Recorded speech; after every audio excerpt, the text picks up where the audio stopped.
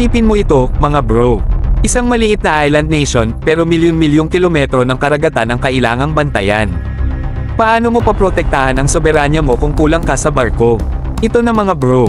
Opisyal nang inihatid ng Australia ang isang bagong Guardian-class patrol boat sa Republic of the Marshall Islands.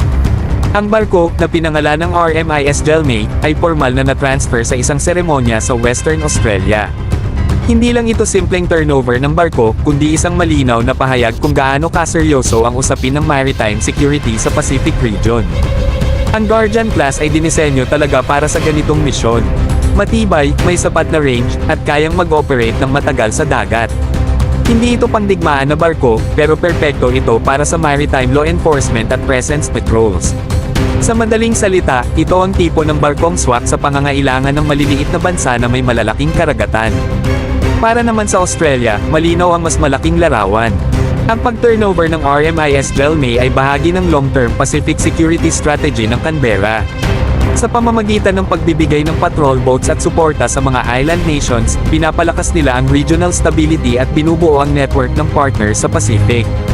Kung titignan, mga bro, mahalaga rin ito bilang aral sa rehiyon. Ang maritime security ay hindi lang tungkol sa malalaking navy, kundi tungkol sa tamang assets para sa tamang misyon. Sa kaso ng Marshall Islands, isang patrol boat lang ay may malaking epekto.